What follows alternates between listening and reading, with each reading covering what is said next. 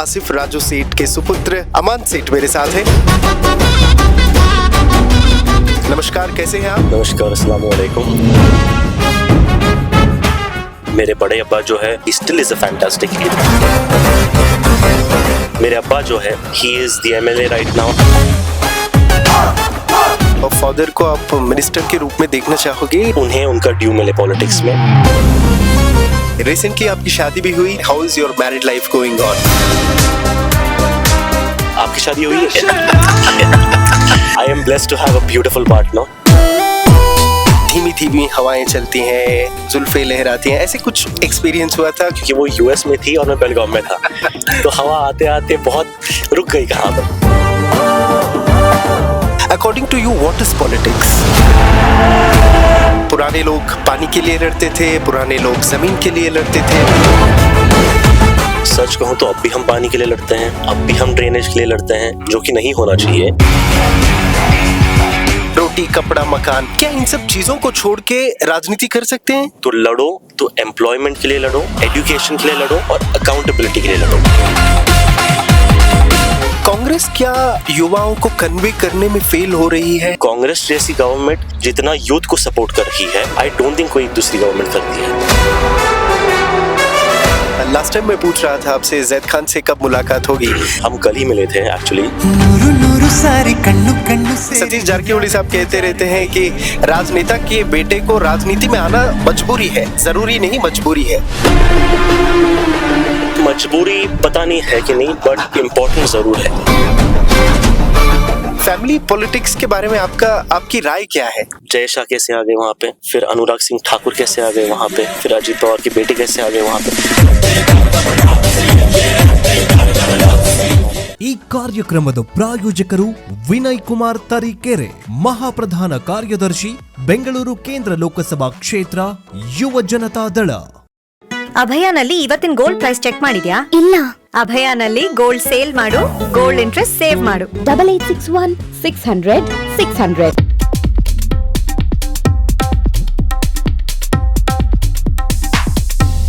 नमस्कार, हेलो हिंदू में आप सभी का स्वागत है। मेरा नाम सैयद हिदायत है। आज मैं हूँ बेलगांव में। मेरे साथ एक अद्भुत व्यक्तित्व ज्वाइन हो रहे हैं आज कॉन्वर्सेशन के लिए। बेलगांव नॉर्थ के एमएलए आसिफ राजू सेठ के सुपुत्र अमान सेठ मेरे साथ हैं। नमस्कार, कैसे हैं आप? नमस्कार, अस्सलाम वालेकुम। Thank you for having me here हिदायत।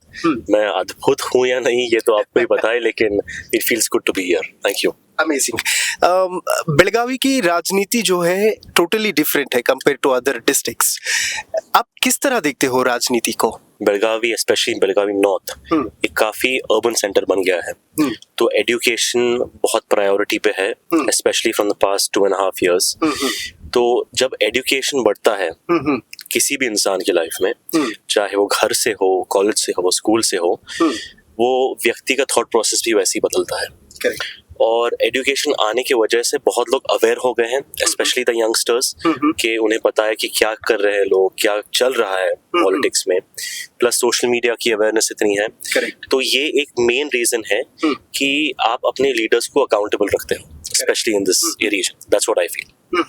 According to you what is politics? That's a very good question.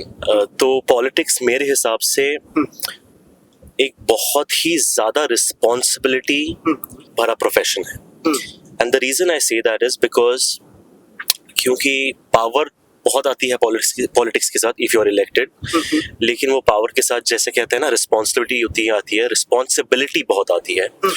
और आपके पास पावर आप कैसे इस्तेमाल करोगे, वो पावर से आप खुद को बढ़ाओगे, या वो पावर से आप आपके साथ में लोगों को बढ़ाओगे, या वो पावर से आप सबको साथ में लेकर आगे चलोगे। करेक्ट। एक बहुत ही इंपॉर्टेंट चीज है कि आप लोगों की लाइव्स बदल सकते हो। करेक्ट। अनफॉर्चुनेटली इस दौर में भी काफी ज्यादा पॉपुलेशन को बेसिक नेसेसिटीज नहीं है उनके पास। करेक्ट। चाहे वो रोड्स हो, चाहे वो ड्रिंकिंग वाटर हो, चाहे वो गटर्स हो। I know this is very trivial, लेकिन जब तक आपके पास ये सब नहीं होगा तो आप आगे कैसे बढ़ेंगे? करेक्ट। तो if you are dedicated in your profession of politics and if you start changing these things, तो एक बहुत ही नोबल प्रोफेशन हो सकता है। ऑफ कोर्स उसके साथ आप भी बढ़ेंगे। ऐसे नहीं है कि मैं लोगों को बढ़ा रहा हूँ, मैं खुद नहीं बढ़ रहा हूँ। आप खुद भी बढ़ेंगे, लेकिन उसके साथ आप एक सोसाइटी बिल्डर जैसे हो जाएंगे। और जब आप सोसाइटी बिल्ड करते हो, आप नेशन बिल्ड करते हो। That is my thought process. Amazing sir. लोग कहते हैं हम चांद पे जा रहे हैं, लेकिन रास्तों में चलने के लिए रास्ता ही ठीक नहीं रहता बहुत सारी जगह पे।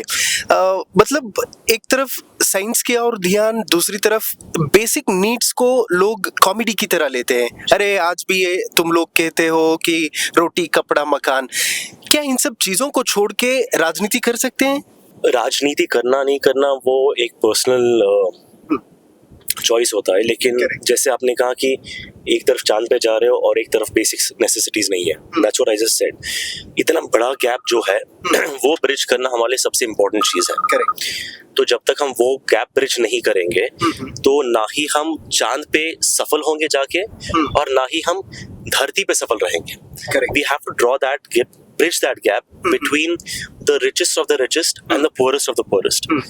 So that will only happen जब हम education को बढ़ावा देंगे, जब हम सबको साथ में लेकर चलेंगे, और जब हम basic necessities, क्योंकि जब आप घर में ही comfortable नहीं हो तो आप खुद के ऊपर कैसे concentrate करोगे? Correct. That is what I feel. Correct sir. हर राजनेता को एक ब्लूप्रिंट रहता है कि लाइफ में मुझे ऐसे करना है, जनता के लिए ये करना है, एजुकेशन सिस्टम के लिए ऐसे करना है। आपका वो थॉट प्रोसेस क्या है? लोगों के शिक्षा मतलब उनके एजुकेशन के लिए हो या फिर हेल्थ सेक्टर के लिए हो? या that's बहुत अच्छा क्वेश्चन है आपका। मेरे लिए पॉलिटिक्स स्पेशली रिलीजन के साथ मिक्स नहीं होना चाहिए। That is the start of it. जब आप पॉलिटिक्स को रिलीजन के साथ मिक्स करोगे, दो चीज होंगे। अगर आप अच्छा काम नहीं भी कर रहे हो तब भी आपके जो रिलीजन के लोग हैं वो आपको सपोर्ट करेंगे। और अगर आप अच्छा काम कर भी रहे हो, जो लोग आपके रिलीजन के नहीं हैं वो आपको सपोर्ट भी नहीं करेंगे। तो आपका फिर प्रोग्रेस सिर्फ आपके इलेक्टोरेट के ऊपर डिपेंड करेगा और आपके रिलीजन बायस के ऊपर डिपेंड करेगा। तो for me removing religion out of politics वो सबसे इम्पोर्टेंट चीज है। दूसरी इम्पोर्टेंट चीज है कि हम पीछे कभी कभी क्यों रहते हैं, क्योंकि अनएम्प्लॉयमेंट की वजह से। और अनएम्प्लॉयड क्यों रहते हैं? क्योंकि हमारे पास बेसिक एजुकेशन नहीं है। तो everything I feel starts with education. चाहे वो आप घर में तालीम दो, चाहे वो आप स्कूल में तालीम दो, चाहे वो कॉलेज में, हर सबके पास वो अपॉर्चुनिटी नहीं होती कि वो स्कूल को जाए या कॉलेज को जाए। लेकिन अब इतने ज्यादा प्रोग्राम्स आ चुके हैं कि गवर्नमेंट स्कूल्स भी इतने इम्प्रूव हो चुके हैं, तो आप बेसिक एजुकेशन तो ले ही सकते हो। And most importantly I feel is the education जो आपके माँ बाप या जो भी आपके साथ रहते हैं वो आपको जो देते हैं, कि वहां से आपका जो माइंड प्रोग्राम होगा आप वैसी ही दिशा में आगे बढ़ोगे। Correct sir. लोग हमें अपनाने के लिए बहुत टाइम लेते हैं। आप किसी के बेटे हो इसलिए अपनाते नहीं, आपकी भी एक क्वालिटी रहनी चाहिए। उसके लिए बहुत सारे एग्जाम्पल्स हैं, जब बहुत सारे लोग इलेक्शन में खड़ के हार भी चुके हैं। लोग आपको मतलब कैसे अपना लिया लोगों ने आपको? अगर मैं ऑनेस्ट रहूंगा तो मैं वो मुकाम पे पहुंचा भी नहीं हूँ। And I be very honest कि मुझे बहुत प्रिविलेज मिला है, क्योंकि मैं जो फैमिली से आता हूँ, मेरे बड़े अब्बा जो है he has been a fantastic leader, he still is a fantastic leader। मेरे अब्बा जो है he is the MLA right now and he has been known as the most selfless person in politics। तो वो एडवांटेज मुझे definitely मिलता है और वो मुझे किकस्टार्ट डेफिनेटली रहता है कि मैं जितना भी बोलूंगा नहीं यार मैं खुद से कर रहा हूँ, मैं खुद के साथ लोगों, नहीं, मुझे ऑलरेडी ये पुश तो मिला है। अब मैं ये पुश को लेके कहाँ जाता हूँ वो मेरे ऊपर है। और इन फ्यूचर लोग मुझे कैसे देखेंगे, लोग मुझे किधर पहुंचाएंगे, वो मेरा रिजल्ट होगा। ये मेरा रिजल्ट बिल्कुल नहीं है, क्योंकि मेरे अब्बा पावर में है, मेरे बड़े अब्बा ने इतना सब कुछ किया, उसके लिए मुझे ये बेनिफिट्स मिल रहे हैं। That's what I feel. Generation to generation political changes बहुत रहते हैं। मतलब पुराने लोग पानी के लिए लड़ते थे, पुराने लोग जमीन के लिए लड़ते थे, पुराने लोग किसान के लिए लड़ते थे। नई जनरेशन किस चीज के लिए लड़ती है और नई जनरेशन की डिमांड्स क्या है? एज ए यूथ आपने देखा ही होगा कि लोग क्या चाहते हैं। सच कहूँ तो अब भी हम पानी के लिए लड़ते हैं, अब भी हम ड्रेनेज के लिए लड़ते हैं, जो कि नहीं होना चाहिए। आहिस्ते आहिस्ते कम हो रहा है वो, I am not saying no, लेकिन ये पहले हमें निकालना चाहिए। और जो ये जनरेशन को लड़ना चाहिए उनको लड़ना चाहिए एजुकेशन के लिए Correct. और एम्प्लॉयमेंट के लिए। जब आपके पास ये दो चीज आएंगे जिंदगी में, तब आपको किसी के भी ऊपर डिपेंड करना नहीं पड़ेगा, चाहे वो आपके घर वाले हो, चाहे वो कोई पॉलिटिशियन हो, चाहे वो कोई बिजनेसमैन हो। Okay When you empower yourself, जब आप आपकी खुद को बिल्ड करोगे, अपने आप को बिल्ड करोगे, तब आपके पास ये दुनिया बहुत बड़ी है और बहुत ज्यादा स्कोप है आगे बढ़ने के लिए। तो लड़ो, तो एम्प्लॉयमेंट के लिए लड़ो, एजुकेशन के लिए लड़ो और अकाउंटेबिलिटी के लिए लड़ो, ये तीन चीजें के लिए। Get your rights. बहुत सारे राइट्स हैं, हमारा कॉन्स्टिट्यूशन हमें बहुत सारी चीजें देता है जो कि हम अवेयर नहीं है फिलहाल में। करेक्ट। तो try and gate aware of that, include yourself in politics. हम कहते हैं कि यार ये पॉलिटिक्स है, हमें दूर रहना चाहिए, मैं भी यही सोचता था। लेकिन जैसे जितना मैं अवेयर हो चुका हूँ फिलहाल में, जितना मैंने खुद को अवेयर किया है, तो आई अंडरस्टैंड कि अगर मेरी सोच बीच में नहीं आएगी, अगर आपकी सोच बीच में नहीं आएगी, अगर किसी और की सोच बीच में नहीं आएगी, तो ये जो प्रिवेलिंग सोच ये कैसे बदलेगी? करेक्ट। तो we need to include our views, जितना भी छोटा हो, जितना भी बड़ा हो, इंक्लूड योरसेल्फ इन इट, और फिर आप देखो कैसे बदलाव आता है। ओके सर, बहुत सारे सीनियर लीडर्स मेरे साथ बात करते हैं, वो लोग कहते हैं कि पॉलिटिक्स से घिन आती है अब, क्योंकि पहले की तरह नहीं रहा अब सिचुएशन। बहुत सारे सीनियर लीडर्स, चाहे BR पाटिल हो, MY पाटिल जी हो, हालात क्यों ऐसे बदलते जा रहे हैं पॉलिटिक्स के? डेफिनेटली जो लोगों का परसेप्शन है पॉलिटिक्स के बारे में, ये बहुत बदल चुका है। Correct. मेरा खुद का बदल चुका है। और जो सीनियर लीडर्स कहते हैं वो डेफिनेटली ट्रू है, क्योंकि उन्हें जो तजुर्बा है, उनके पास जो एक्सपीरियंस है, उसको तो आप रिप्लेस नहीं कर सकते। Correct. मेरे ख्याल से आज का जो पॉलिटिक्स है वो हंगर फॉर पावर बहुत ज्यादा है, Correct. और वो नीड टू सर्व बहुत कम है। जब आपका नीड टू सर्व बढ़ेगा, need to serve the public, जब आपको पता चलेगा कि आप क्या क्या कर सकते हो पॉलिटिक्स में रह के, ना कि आप क्या क्या करना चाहते हो पावर में आके, तब वो परसेप्शन हमेशा बदलेगा। तो इफ दिस जनरेशन अगर ये अपने आप को इंक्लूड करेगा और कहेगा कि यार हम हमारी जिंदगी भी बदलेंगे, हमारे बाद में जो जनरेशंस आएंगे उनकी भी जिंदगी बदलेंगे, बट पेशेंट रहकर, ना कि किसी और के MLA को जाके या किसी और में पार्टी में जाके चलो वहां हमें ये मिल रहा है हम वहां जाते हैं, हमें यहाँ ये मिल रहा है हम यहाँ जाते हैं। नहीं, आपकी आइडियोलॉजी रखो, आप सोचो कि आपके लिए, आपके लोगों के लिए और आपके देश के लिए जो सही है, वो आइडियोलॉजी पे आप चलो और फिर देखो कितना बदलेगा पॉलिटिक्स फिर से। करेक्ट सर, बहुत सारे यूथ्स का जो ट्रेंड है वो टोटली बीजेपी के साथ है। मतलब आप जहां भी देखो, जिस भी स्टेट में देखो, ट्रेंड कांग्रेस के खिलाफ जाता ही रहा है। कांग्रेस क्या युवाओं को कन्वे करने में फेल हो रही है, या फिर वो कन्वे करने का प्रोसेस ही गलत है? आई थिंक ये एक परसेप्शन बन चुका है, specially through the media, specially through जो स्पीकर्स हैं आजकल। मैं क्यों बोलता हूँ, क्योंकि अगर आप देखें कर्नाटका में हमने, कांग्रेस गवर्नमेंट ने यूथ के लिए स्पेशली एक स्कीम लाई है, ग्रेजुएट्स की, युवा निधि। आप मुझे एक बात बताइए कि किधर आपको ऐसी स्कीम मिली है यूथ्स के लिए, यूथ एम्पावरमेंट के लिए? कौन सी स्टेट ने आपको एक स्कीम दी है ऐसी? कोई भी नहीं। Okay. जो भी आपको स्कीम देते हैं, समझो लाडली बहना दिया या जो भी वगैरह वगैरह स्कीम्स हैं, वो भी स्कीम्स आते हैं 6 महीने चलते हैं, इलेक्शन जीतने के बाद फिर बंद हो जाते हैं। आप महाराष्ट्र देखिए, आप दिल्ली देखिए, आप कोई भी और स्टेट देखिए, Karnataka is the only state जिसने गारंटी स्कीम्स दिए हैं आपको इलेक्शंस के पहले और इलेक्शंस के बाद में आज भी निभा रहे हैं। हाँ, कभी कभी ये 1 महीना स्किप हो जाता है, 2 स्किप हो जाता है, बैकलॉग हो जाते हैं, उसका मतलब नहीं कि आपको आगे के महीने नहीं मिलेगा। वो जो बैकलॉग भी मिलेगा और जो प्रेजेंट मंथ का है वो भी मिलता है आपको। करेक्ट।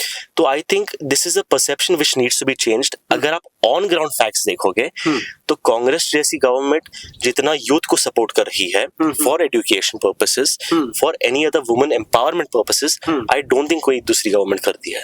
ओके, लोग इस स्कीम को इस तरह डिस्क्राइब करते हैं कि ये लोगों को डिपेंडेंट बना रहे हैं, इंडिपेंडेंट नहीं। एक हद तक वो सही है, लेकिन अगर दूसरे परसेप्शन से आप देखोगे तो जैसे आपने भी कहा, जैसे मैंने भी कहा, हमारे पास बेसिक नेसेसिटीज फिलहाल में नहीं है। करेक्ट। जो आप रोटी कपड़ा मकान ऐसे बोलोगे, तो अगर आपके पास ये नहीं है तो आप आपके दूसरे एस्पेक्ट्स पे कैसे फोकस करोगे? करेक्ट। जो कांग्रेस गवर्नमेंट फिलहाल में कर रही है वो सिर्फ एक सपोर्ट देगी आपको। करेक्ट। और आपको आगे बढ़ना है तो खुद से ही बढ़ोगे आप। Correct. आप चाहिए 2,000 रुपए है, 2,000 रुपए में आप अपना घर नहीं चलाओगे। 2,000 रुपए में आप सिर्फ अपने आप को सपोर्ट करोगे आगे बढ़ने के लिए। Correct. जब तक आप काम नहीं करोगे वो 2,000 रुपए कोई भी फायदे के नहीं है। आपको बस में फ्री राइड्स है विमेन के लिए सिर्फ, क्योंकि काफी बार ऐसे होता है कि जो मेल अर्निंग मेंबर है वो अपने शेयर ज्यादा शेयर नहीं करता जो भी अर्न करता है।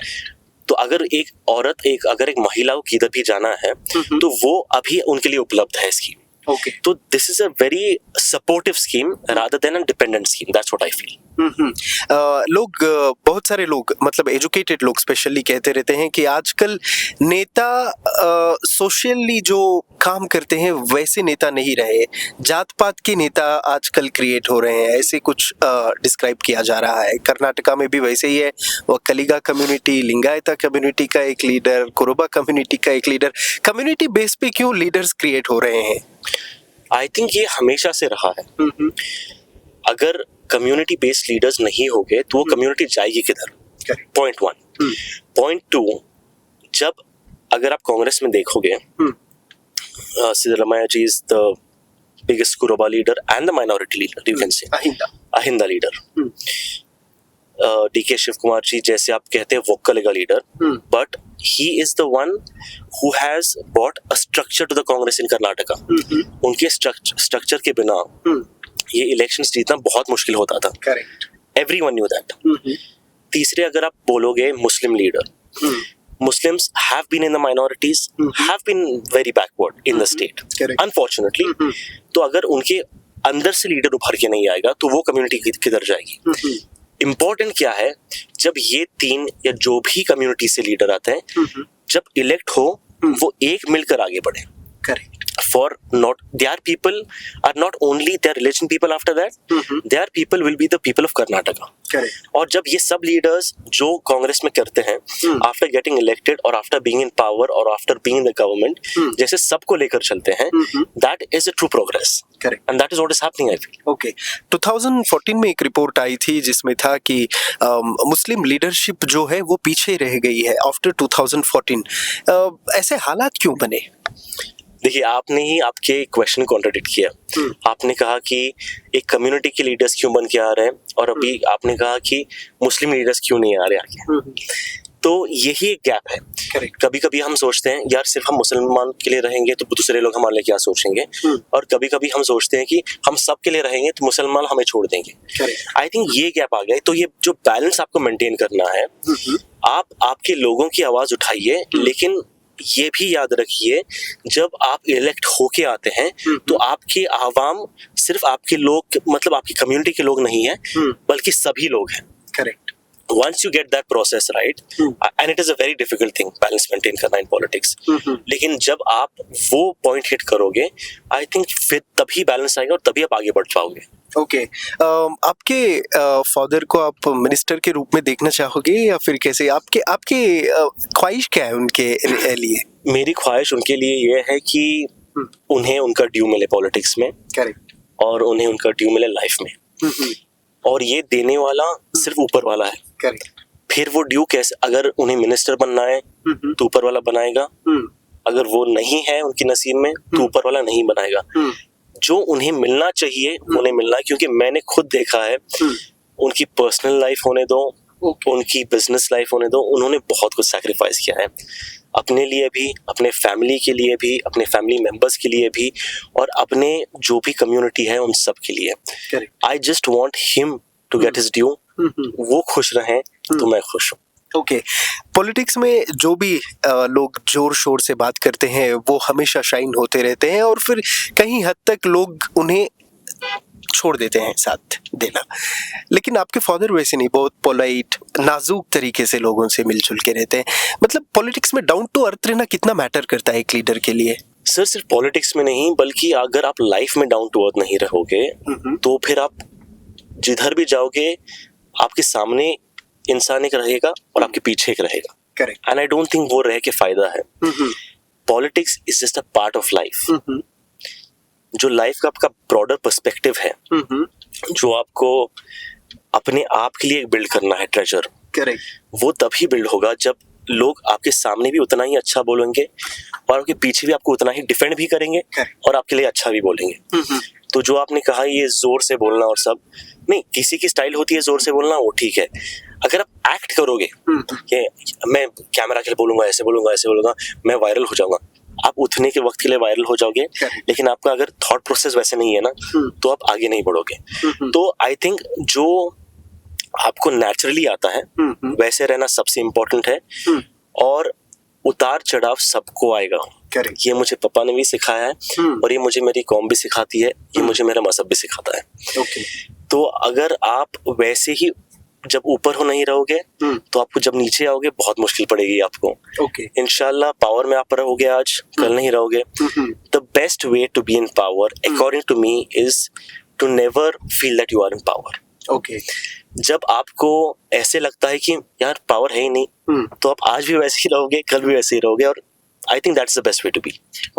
रिसेंटली असेंबली में आवाज उठा रहे थे सब बेलगांव के एमएलए कि हमें सेपरेट स्टेट चाहिए, नॉर्थ कर्नाटका के लिए नाइंसाफी बहुत हो रही है। आपने ऑब्जर्व किया है कि वो क्या नाइंसाफी है, किस तरह की नाइंसाफी हो रही है नॉर्थ कर्नाटका के साथ? इंक्लूडिंग कांग्रेस पार्टी के एमएलए ने भी आवाज उठाई थी। राजू खागे साहब तो रो रहे थे सेशन में। जी, मेरी नॉलेज इसमें लिमिटेड है तो मैं लिमिटेड ही आंसर दूंगा आपको। बट अगर आप ब्रॉडर ओवरव्यू से देखोगे, फ्रॉम नॉट आज से, लेकिन कहीं मतलब फ्रॉम इयर्स एंड डेकेड्स, जो भी मेजर डेवलपमेंट है, जो भी मेजर फंडिंग है, जो भी मेजर इंडस्ट्रीज है, that has always been towards the upper part of Karnataka, towards south Karnataka, towards bigger cities, Bangalore होने दो, मैसूर होने दो, वो रीजन में ज्यादा डेवलपमेंट हमेशा हुआ है। अगर आप फैक्ट्स भी देखोगे, अगर आप स्टैटिस्टिक्स भी देखोगे, वैसी है। Employment is very low here, industries are very low here. For that example, मैंने प्रियंक खरगे सर से भी बात की है, who is the IT minister. Just this week मेरे अब्बा ने मुझे उनसे बात कराई, and we should be meeting him next week regarding a meeting and a memorandum about an IT park in Belagavi. Because हमारे लोग, अगर आप देखोगे, at least around 40 to 50% of the educated skilled youth all leave Belgaum and go to either Bangalore or Pune or Mumbai or Hubli for that matter. इतने सालों तक यही चलते आया है। तो हमें भी हमारे घर में रहना है यार, और हमारे घर में रह के, हमारे होम टाउन में रह के हमें भी जीना है। तो we are going to meet him and he has been very kind to us. हाँ, मैंने उन्हें बोला था कि sir just give us 5 minutes, there are about 500 people who want to come and meet you to submit a memorandum at the assembly. उन्होंने बोला नहीं, तुम ये अपॉर्चुनिटी वेस्ट मत करो, next week I will come to you and we will book a hall, get everyone and we will have a proper discussion for half an hour. उन्होंने खुद ने कहा। So if this is what a leader is, who wants to listen to you. तो hopefully next week we should have a constructive discussion and Belagavi के लिए, employment के लिए, skilled youth के लिए कुछ करना हमारी प्रायोरिटी है, और hopefully we should do something about it. हर किसी को एक ख्वाहिश रहती है कि मैं भी एक अच्छा लीडर बनूं। यूथ के लिए मतलब स्टार्टिंग स्टेज में क्या कुछ क्वालिटीज रहनी चाहिए? मतलब वो पॉलिटिक्स में अगर एंटर कर रहा है तो बेसिक क्या चाहिए उसको? मेरे हिसाब से अवेयरनेस चाहिए। अवेयरनेस का मतलब मैं ये कहूँगा कि जो हो रहा है, जो दिखाया जा रहा है, सिर्फ उसके ऊपर भरोसा मत कीजिए। आपका खुद रिसर्च कीजिए। अगर ये लीडर ऐसे बोल रहा है कि अरे इन्होंने ऐसे किया, उन्होंने वैसे किया, आप उनके खिलाफ जाओ, तो हमेशा सच नहीं होता। आप रिसर्च कीजिए क्या है, आप खुद से अवेयर होइए, आप खुद को एडुकेट कीजिए, फिर आप डिसीजन लीजिए किसको फॉलो करना है। Awareness is the prime importance. लोगों के साथ रहना is very very very important, क्योंकि लोग के बिना आप कहीं भी नहीं बढ़ सकते। And thirdly, it is, I think, having a very definitive ideology. आपको कैसे आगे बढ़ना है, आपको रिलीजन की बेसिस पे आगे बढ़ना है, वो पॉलिटिक्स करनी है, आपको डेवलपमेंट के हिसाब से आगे बढ़ना है, और आपको क्या करना है पॉलिटिक्स में जाके। These three are very important according to me. Okay, last time मैं पूछ रहा था आपसे जैद खान से कब मुलाकात होगी। परसों ही मुलाकात हुई, तो मतलब क्या कुछ डिस्कशन किया? क्या आप लोगों ने सिनेमा के बारे में डिस्कशन किया या फिर पॉलिटिक्स के बारे में डिस्कशन किया? कैसे? जी हम कल ही मिले थे एक्चुअली। और Zaid he had come down अपनी जो अगली फिल्म है कल के लिए, वो प्रमोशंस के लिए यहाँ आए थे and I was the one who was helping him out. एक प्रोग्राम भी हुआ था हमारे यहाँ पे। लेकिन वो बहुत क्लियर है कि उसे पॉलिटिक्स से कुछ लेना देना नहीं है। He is purely into films and into acting, और उसका फोकस पूरा वहाँ पे है। तो I love cinema as well, I love acting as well. तो हमारा जो भी डिस्कशन था इसी ओर के हिसाब से था, ना ही पॉलिटिक्स के मतलब ओवरव्यू से। इनफैक्ट निखिल कुमार स्वामी के मैटर में भी ऐसे ही था। वो सिनेमा के अलावा पॉलिटिक्स में कभी नहीं आएंगे, कत्ते नहीं आएंगे, ऐसे ही था। लेकिन आना ही पड़ा क्योंकि सतीश जारकीहोली साहब कहते रहते हैं कि राजनेता के बेटे को राजनीति में आना मजबूरी है, जरूरी नहीं मजबूरी है। मजबूरी पता नहीं है कि नहीं, बट इम्पोर्टेंट जरूर है। करेक्ट। सेकेंडली, मैं हमेशा कुरान में ये सेइंग है और मैं ये सेइंग को बहुत बिलीव करता हूँ, he is the best of planners. मतलब Allah is the best of planners. आप बहुत कुछ प्लान करोगे, लेकिन जो उन्होंने आपके लिए प्लान किया है ये सबसे अच्छी चीज भी होगी और शायद ये सबसे अलग चीज भी होगी आपके लिए। तो do what ever you can, जो आपके हिसाब से आप कर सकते हो वो आप करो and leave the rest to God. फिर आप पॉलिटिक्स में जाओगे, आप एक्टिंग में जाओगे, आप बिजनेस में जाओगे, कुछ भी चलेगा। ओके, आपको बहुत इंस्पायरिंग कौन लगता है पॉलिटिकल करियर में? किसको आप इंस्पिरेशन की तरह एक्सेप्ट करते हो और किसको ज्यादातर फॉलो करते हो आप? मैं आपको लाइफ के हिसाब से भी बोलूंगा, पॉलिटिक्स के हिसाब से भी बोलूंगा जी। मेरे लाइफ के हिसाब से मेरे लिए प्रॉफिट मोहम्मद सल्लल्लाहु अलैहि वसल्लम, peace be upon him, and this is not coming from a religious point of view. This is coming from a very very basic human point of view. Okay. अगर आप उनके लाइफ के टीचिंग्स देखेंगे, अगर आप उनकी जिंदगी देखेंगे, वो आपको सब कुछ सिखाते हैं। वही जिंदगी में आपको कैसे सब्र रखना है, आपको कैसे लोगों के साथ बर्ताव करना है, आपको कैसे जीना है बेसिकली। तो ये सबसे इम्पोर्टेंट है और ये मेरे सबसे बड़े इंस्पिरेशन और बड़े आइडल है। And political wise I think my father is a huge inspiration for me, my uncle is a huge inspiration for me, because they have been very selfless. तो I think this is what I feel. Okay, मतलब यहाँ पे family politics ज्यादातर चालती में रहती है, क्योंकि जोल्ले फैमिली हो, जारकीहोली फैमिली हो या फिर सवदी फैमिली हो, कत्ती फैमिली हो, इस तरह की फैमिली पॉलिटिक्स के बारे में आपकी राय क्या है? तो बेसिकली आप नेपोटिज्म कह रहे हैं इसको, विच इज देयर, आप डिनाई नहीं कर सकते इसे। लेकिन अगर लोग आपको पसंद नहीं करेंगे तो आप आगे नहीं बढ़ेंगे, एज सिंपल एज दैट। फिर वो एक्टर हो या पॉलिटिक्स में हो या कहीं भी हो, जब तक लोग नहीं चाहते कि आप आगे आए, क्योंकि politics is only about that. जब तक लोगों का सपोर्ट नहीं रहेगा आप आगे नहीं बढ़ोगे, और जिस दिन आप आगे नहीं बढ़ोगे आप खुद से पीछे हट जाओगे, एज सिंपल एज दैट। तो थोड़े एरियाज में नहीं, पूरे देश भर में है ये। अगर नॉमिनेट होते हैं वो एक अलग बात है। जैसे अब देखिए कि अभी बीजेपी का बहुत ही बड़ा स्लोगन है कि फैमिली पॉलिटिक्स नहीं करना। फिर जय शाह कैसे आ गए वहां पे, फिर अनुराग सिंह ठाकुर कैसे आ गए वहां पे, फिर अजीत पवार के बेटे कैसे आ गए वहां पे। एम्पल एग्जांपल्स हैं, अगर आप स्केल्स देखोगे वहां ज्यादा है, लेकिन उनका एक परसेप्शन बन गया है। तो I think it is there in every field. It is only how that individual manages to deliver on those expectations. That's what I feel. Okay, Asif Raju सेठ फाउंडेशन के थ्रू क्या कुछ लोगों के लिए करने के लिए पॉसिबिलिटीज हो रहा है? हमारा फाउंडेशन स्टार्ट होके I think it's almost a little more than a year. और इस एक साल में हमने बहुत कुछ अचीव किया है। We wanted to start a rehab center, but that has वो अब तक पॉसिबल नहीं हुआ है because of few challenges. लेकिन उसके अलावा हमने be it free cataract surgeries, हम at least around 45 people के लिए free cataract surgeries करा है हमने। Be it education, पापा का सबसे important aspect after getting elected has been education for the girl child especially and for everyone. So we have helped at least around 200 to 250 youngsters in filling their fees, in going ahead with the education. Affordable healthcare, correct, जिनके पास उतने पैसे नहीं हैं for an important operation या कुछ भी, we have help them in that aspect. I can not give you the exact figures right now क्योंकि वो हमारे ऑफिस पे है, but education, health care have been the prime importance. And also making Belagavi green, which is very important at the moment. हम Green Savers, जो कि एक बहुत ही उम्दा ऑर्गेनाइजेशन है, we have teamed up with them in plantation. वो slowly चल रहा है लेकिन वो फिलहाल में प्रोग्रेस भी कर रहा है.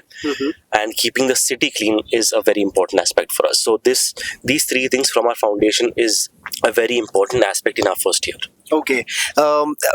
हमेशा मुझे ये लगता है कि बेलगांव को कभी न्यू फेसेस या न्यू लीडर्स की दिक्कत ही नहीं आती, क्योंकि एक तरफ राहुल जारकीहोली है, दूसरी तरफ मृणाल हेब्बाळकर है और एक तरफ आप है.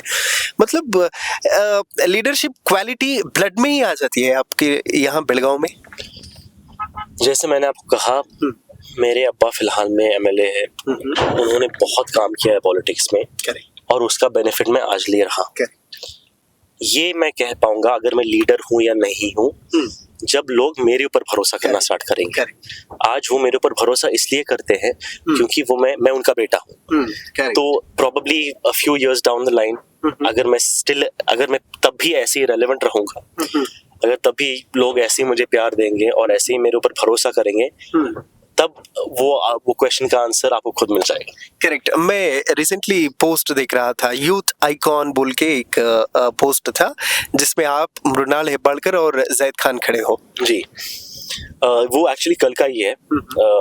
और जैसे मैंने कहा कि लोगों का प्यार है, करेक्ट, लोगों की बहुत मोहब्बत है. आई थिंक एक कनेक्शन बन चुका है उनके साथ, और वो कनेक्शन को कायम रखना हमारी रिस्पॉन्सिबिलिटी भी है. करेक्ट. और हमारी खुशनसीबी भी है. करेक्ट. हर कोई इंसान जब कोई फील्ड में जाता है या फिर कोई फील्ड को सेलेक्ट करता है तो उसके पीछे एक बहुत बड़ा रीजन भी रहता है.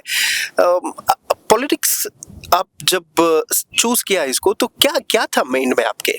मैं अगर कहूँगा कि मैंने पॉलिटिक्स को बिल्कुल चूज नहीं किया तो आप हंसोगे, लेकिन मैं बिल्कुल खिलाफ था कि मेरे अब्बा इलेक्शंस लड़े at the first place. Okay. मैं देख चुका था कि कितना स्ट्रेन आता है उसकी वजह से. करेक्ट. लेकिन उन्होंने वो डिसीजन लिया, लोगों की मांग थी, और थैंक्स बी टू गॉड, अल्हम्दुलिल्लाह हम जीते. बहुत ही प्यार मिला लोगों से, और उसके बाद मैं एक्चुअली फुली इन्वॉल्व हो गया पॉलिटिक्स में उनको मदद करने के लिए. और तब जितना मैंने देखा कि हम कितना फर्क ला सकते हैं एक की जिंदगी में, हम कितना उन्हें वो एक लेवल या क्वालिटी ऑफ लाइफ सुधार सकते हैं, इम्प्रूव कर सकते हैं, तब से मुझे पता चला कि पॉलिटिक्स कितना इम्पोर्टेंट है हम सब के लिए, और यूथ का उसमें होना कितना इम्पोर्टेंट है. करेक्ट. क्योंकि दो एस्पेक्ट्स होते हैं, एक जो हम कहते हैं सीनियर लीडर्स, और एक जो यूथ लीडर्स. दोनों उतने ही इम्पोर्टेंट हैं. यूथ में वो जोश है, ऑफ कोर्स उन्हें वो यूथ में जो उनका जो थॉट प्रोसेस है उन्हें पता है, लेकिन जब तक आपके पास वो तजुर्बा नहीं होगा जो एक सीनियर लीडर पास हो, आपके पास वो एक्सपीरियंस नहीं होगी, तब तक आप बहुत पीछे रहोगे. छोटा एग्जांपल दूंगा. हमें कहते हैं कि अब तक कहते आ रहे हैं जब भी हम कॉलेज में है, स्कूल में, ये आपकी सबसे अच्छी जिंदगी है, मजा करो, इससे अच्छे दिन और नहीं देखोगे आप. हम बोलते हैं अरे यार ये बोलते ही रहते हैं. जब हम कॉलेज या स्कूल लाइफ खत्म करके हम आगे बढ़ते हैं, तब हमें पता चलता है अरे यार बात तो सही थी.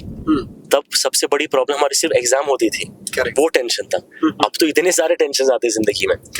तो ये भी एक्सपीरियंस ही आया ना उनके, क्योंकि दे वेंट थ्रू दैट, और अभी हम अब हमें वो दिखा रहे हैं कि देखो वैसे ही दूसरे इंस्टेंसेस होते हैं जब हमें वो बोलते हैं कि ये चीज ऐसे है, वो चीज वैसे हो सकती है, ध्यान रखो. तो वो यूथ की एक रिस्पॉन्सिबिलिटी है, वो एक्सपीरियंस को लेके आगे बढ़े. और जो हमारी यूथफुलनेस है, जो हमारा मतलब पॉइंट ऑफ व्यू है, वो एक एक्सपीरियंस लीडर के साथ मिला के साथ में मिलके गवर्नेंस में आ गया है. Correct. That's what I feel. Correct sir, एक राजनेता या फिर उनकी फैमिली बहुत कुछ सैक्रिफाइस करती है, चाहे वो टाइम मैनेजमेंट में हो या फिर कोई भी फैमिली फंक्शंस हो, उसमें कभी कभार मौका ही नहीं मिलता जाने के लिए। ये सब चैलेंजेस आप भी बहुत करीब से देख के रहे होंगे शायद। कभी कभी आपने मिस किया है आपके फादर की प्रेजेंस कोई ऐसे फैमिली फंक्शंस में हो या फिर आपके बेहद स्पेशल दिन में?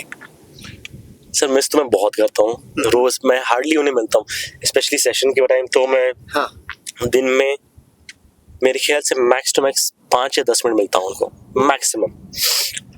लेकिन मुझे पता है क्योंकि उनके पास एक रिस्पॉन्सिबिलिटी है और इतने लोगों का भरोसा उनके ऊपर है, करेक्ट, ताकि वो उनका काम और हम सब का काम करें। तो इट इज ऐसे नहीं कि हमें ये पता नहीं था, हमें पता है इस और फिर भी हम आगे बढ़े हैं। तो there is no complain after that. Correct, कमी महसूस होती है, हाँ, कभी कभार लगता है यार ज्यादा टाइम हमारे साथ भी स्पेंड करें, हाँ, लेकिन कंप्लेन नहीं है क्योंकि उतना ही रिस्पॉन्सिबिलिटी भी है, उतना ही भरोसा हमारे ऊपर है। And he is the chosen, क्योंकि because he is the chosen amongst so many people, and the entire constituency has put their trust in him.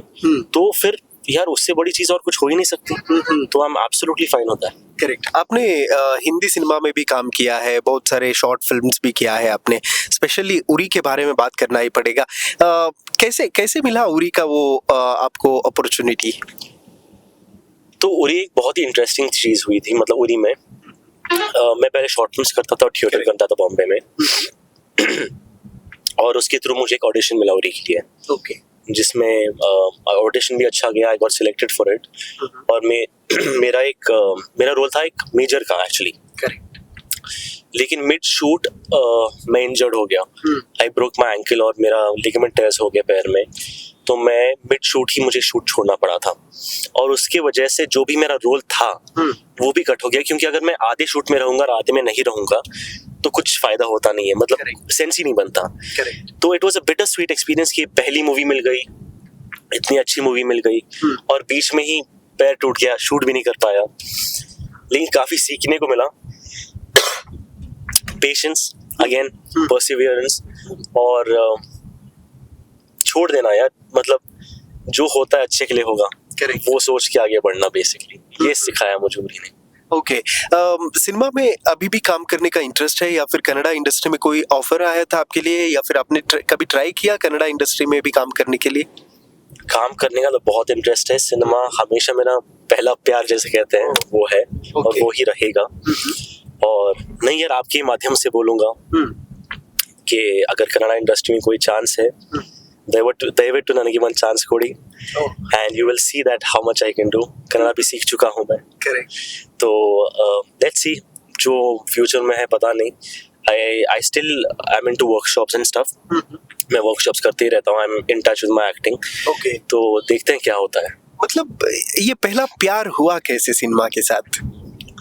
Sir पहला प्यार होता कैसे हो, ऐसे ही हो जाता है हमेशा। तो कोई रीजन नहीं होती यार, बस पसंद आया। चलो दो एस्पेक्ट थे, पहले तो काफी यंग था, काफी छोटा था, तो लोगों की तालियां, अपलॉज, वो ग्लैमर, वो लाइट्स, वो अट्रैक्ट किया था। फिर जैसे मैं एक्टिंग में गया, जैसे मुझे वो आर्ट फॉर्म पता चला, तो वो कितना लिबरेटिंग होता है, क्योंकि हम कॉन्स्टेंटली लोग हमें जज करते हैं। करेक्ट। क्या बात कर रहे हो, किसी को भी बोल रहा हूँ मैं, सिर्फ मुझे ही नहीं, क्या बात कर रहे हो, कैसे रह रहे हो, कैसे बर्ताव कर रहे हो। लेकिन एक्टिंग में जब आप एक किरदार निभाते हो तो आप वो किरदार निभा रहे हो, आप खुद नहीं हो। आपको कोई जज नहीं कर सकता और वो एक बहुत ही लिबरेटिंग एस्पेक्ट है, बहुत ही फ्री एस्पेक्ट है लाइफ में। इसलिए शायद मुझे एक्टिंग इतना पसंद है। ओके। बॉलीवुड में कैसे है बॉन्डिंग आपका, मतलब कौन से स्टार आपके बहुत करीबी हैं, ऐसे कुछ शेयर कर सकते हैं? नहीं, कोई स्टार्स मेरे करीब नहीं है। हाँ, विक्की कौशल जो है वो एक दोस्त कहूंगा उन्हें जरूर, लेकिन ऐसे नहीं कि बहुत ही करीब है। बाकी मेरे दोस्त लोग तो हैं वहाँ पे, लेकिन कोई स्टार्स वास तो नहीं है। ओके। लोग कहते हैं मुंबई बहुत रुलाती है, रुलाने के बाद बहुत कुछ देती है। मुंबई ने कभी आपको रुलाया है या फिर बहुत कुछ दिया है? सर जिंदगी भी रुलाती है, जिंदगी बहुत कुछ देती है। वैसे मुंबई भी वैसी ही है। Mumbai is truly a city of dreams. Mumbai एक ऐसी सिटी है जो आपको हमेशा प्यार देगी, करेक्ट, उसमें कोई डाउट नहीं है। हाँ, आपको मेहनत बहुत करनी पड़ेगी, करेक्ट, आप भरोसा नहीं करेंगे मेरी इस बात पे, लेकिन मैंने कम से कम, मैं मजाक नहीं कर रहा, कम से कम 1500 से 2000 ऑडिशंस दिए मैंने।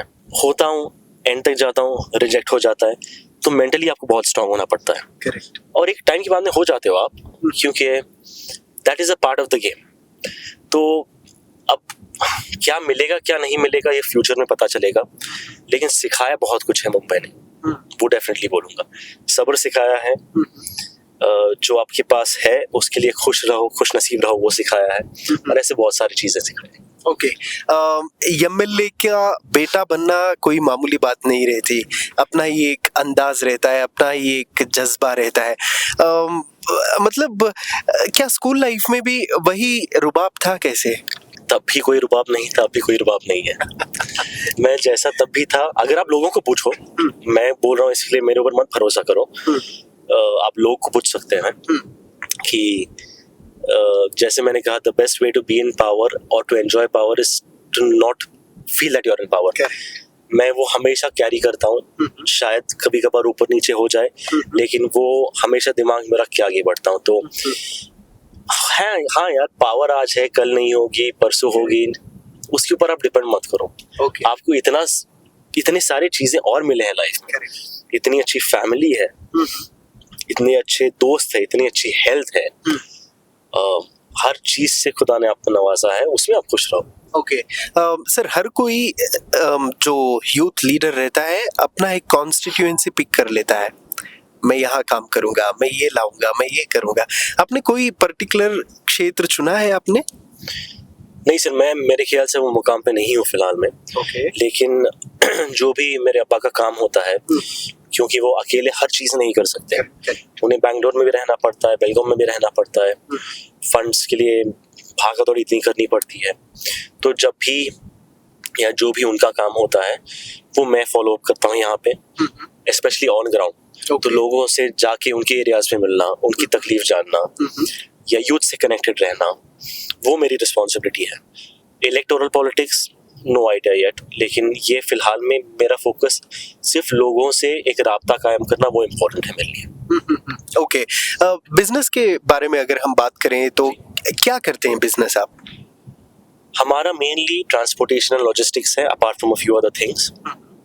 तो इंडस्ट्रियल गुड्स का जो ट्रांसपोर्टेशन होता है, जो लॉरीज ट्रांसपोर्ट होते हैं, वो उसका पूरा ऑपरेशंस और उसका पूरा A to Z जो मेंटेनेंस और सब होता है, वो उसका ख्याल मैं रखता हूँ, एंड वो बिजनेस मैं देखता हूँ। बिकॉज अब अभी बिजी होते हैं, उन्हें टाइम नहीं मिलता है बिजनेस के लिए, तो वो पूरा एस्पेक्ट मैं देखता हूँ। ओके, सर, हर किसी को एक गोल रहता है कि बचपन से ही सोच के रखते हैं, यस मैं ये बनूंगा, मैं ये करूंगा। आपने क्या सोचा था और क्या हुआ? अगर मैं कहूँ कि मेरा फिलहाल में ऐसे कोई पर्टिकुलर गोल नहीं है, आप भरोसा करोगे, बट ऐसे honestly I just take life by the day. मुझे खुद को जज करना इतने जल्दी मेरे ख्याल से is not a very wise thing. Correct. तो काम करो, कीप योर हेड डाउन, चाहे वो एक्टिंग में हो, चाहे वो पॉलिटिक्स में हो, चाहे वो बिजनेस में हो, रगड़ते रहो, जो भी आपका काम करना है आप वो करो, इवेंचुअली आपको रिजल्ट मिलेगा। आपके लाइकिंग के हिसाब से मिलेगा नहीं मिलेगा वो अलग बात है, लेकिन I think hard work, consistency and discipline, ये तीन चीजें अगर आप रखेंगे साथ में, तो आप जो भी आपका गोल होगा आप वहां रीच करोगे। ओके, रिसेंटली आपकी शादी भी हुई, तो मेरा सवाल है, how is your married life going on? आपकी शादी हुई है? नहीं हुई है? कोई प्लान्स है? मे बी 27 में शायद। ऑफ कैमरा डिस्कस करूंगा आपके साथ, नहीं, but honestly I am blessed to have a beautiful partner, and she has been nothing but supportive to me, and alhamdulillah I am very happy, okay, and content in life, and may it always be like this, हमेशा इंशाल्लाह ऐसे ही रहे। Okay, cinema में एक मतलब हम screen पे देखते हैं कि पहली बार मुलाकात करने के वक्त धीमी धीमी हवाएं चलती हैं, वो जुल्फे लहराती हैं, ऐसे कुछ एक्सपीरियंस हुआ था? कोई मन में गाना चल रहा था उनको देखने के बाद? तो जो हमारा पहले संपर्क हुआ, जो कांटेक्ट हुआ, ओके। Was online. और ये जो धीमी हवा आप बोल रहे हो, वो मेरे ख्याल से पॉसिबल नहीं था, क्योंकि वो यूएस में थी और मैं बेलगाम में था। तो हवा आते आते बहुत रुक गई कहाँ तो। ओके। हालांकि इट वाज आई अंडरस्टैंड जब लोग कहते हैं कि यार बटरफ्लाइज इन द स्टमक, सब कुछ अच्छा लगता है। हाँ, मुझे भी वैसे ही फील हुआ। ओके। एंड बहुत ही अच्छा वक्त था, और इंशाल्लाह वही वक्त कंटिन्यू करना भी एक होप है, और इंशाल्लाह वैसे ही आगे बढ़ेंगे अल्लाह की मर्जी से। ओके। लव मैरिज है या फिर arrange? You can say it is arranged cum love. पहले ऑब्वियसली फैमिलीज की तरफ से मिले हम, okay. And I think we fell in love after that. कभी प्यार हुआ था स्कूल डेज में? ये इंटरव्यू एक बहुत ही अलग रुख ले रहा है। आई थिंक इसका सवाल ना थोड़ा अलग होगा, क्योंकि हम हमारे हर फेज में लाइफ के करेक्ट। प्यार हमारे लिए बहुत ही अलग डेफिनेशन रखता है। कॉलेज में अलग होते हैं, कॉलेज में अलग एक डेफिनेशन होता है, फिर आप थोड़ा आगे बढ़ोगे, वो एक डेफिनेशन अलग होगा। एक कभी कभार इंसान के साथ कितना कंफर्टेबल होगे उसके हिसाब से आप प्यार देखते हो। कभी कभार एक बटरफ्लाइज इन द स्टमक, वैसे वो प्यार हो गया। तो प्यार हुआ नहीं हुआ ये सेकेंडरी है, अब मैं प्यार में हूँ ये प्राइमरी है मेरे लिए, and that is where I leave it at. Okay. आपके मतलब फादर को क्या ख्वाहिश है आपके बारे में, कि हर फादर को एक मतलब उनके ही एक ड्रीम्स रहते हैं कि ऐसे बनना है मेरे बेटे को, ऐसे रहना है, ऐसे करना है उसको, कभी उन्होंने शेयर किया है आपके साथ? इस एस्पेक्ट में भी मैं बहुत लकी हूँ, क्योंकि उन्होंने मुझे कभी प्रेशराइज्ड फील नहीं कराया। ओके। ऑब्वियसली हर पिता को उनके बेटे के लिए एक सिक्योर लाइफ चाहिए, करेक्ट, एक हैप्पी लाइफ चाहिए, एक प्रॉस्परस लाइफ चाहिए। लेकिन उन्होंने हमेशा बोला है जो भी चीज तुझे खुश रखे तो उसको फॉलो कर। डू नॉट वरी अबाउट लोग क्या कहेंगे, या मैं क्या सोचूंगा, या कोई और क्या सोचेगा। तू खुद को खुश रख, और उस खुशी से हमें खुशी मिलेगी। And I think that is the most beautiful thing any parent can do for a son और चाइल्ड। सुवर्ण सौदा एक बहुत ही ब्यूटीफुल प्लेस, जहाँ पे आने की बहुत सारी यूथ की ख्वाहिश रहती है। क्या आपकी भी ख्वाहिश है? जी, ख्वाहिश तो बिल्कुल है। अब किस कैपेसिटी में आऊंगा, कब आऊंगा, ये मुझे पता नहीं है। और इसके लिए दो फैक्टर्स डिपेंड करते हैं। एक तो ऊपर वाले की मर्जी, और एक जो आवाम की मर्जी है वो। But yes, to answer your question, ख्वाहिश जरूर है। ओके। मेरा सवाल था कि यहाँ बहुत सारे राजनीति की फैमिली है, तो क्या मुलाकात होती रहती है आप लोगों की, चाहे मृणाल हेब्बाळकर हो, या फिर राहुल जारकीहोली हो, या फिर लक्ष्मण सवदी के बेटे चिदानंद सवदी? जी, राहुल और मृणाल से मुलाकात होती है, लेकिन ज्यादा नहीं होती है।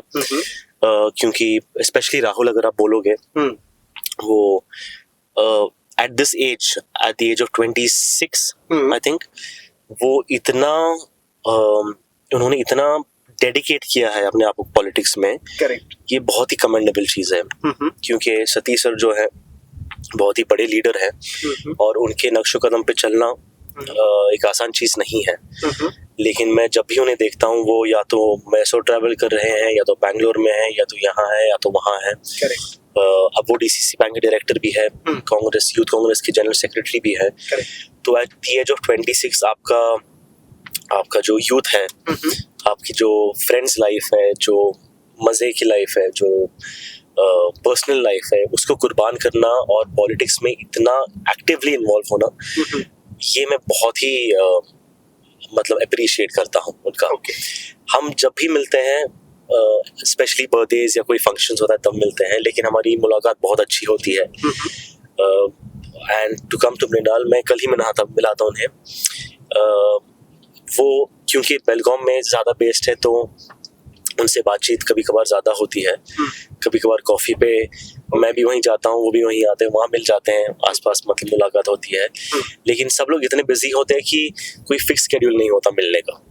और जैसे आपने कहा चिदानंद सवदी के बारे में, मैं उन्हें पर्सनली मिला नहीं हूँ, ओके बहुत ही अच्छी चीज़ें सुनाई मैंने उनके बारे में, लेकिन मुलाकात तो नहीं हुई है। तो होपफुली इन द फ्यूचर उन्हें भी मिलेंगे और उनसे भी दोस्ती कायम करेंगे। ओके मतलब आप लोग मेंटली फिक्स हैं कि हम लोग सब सेशन में मिलेंगे, जनता के लिए आवाज उठाएंगे?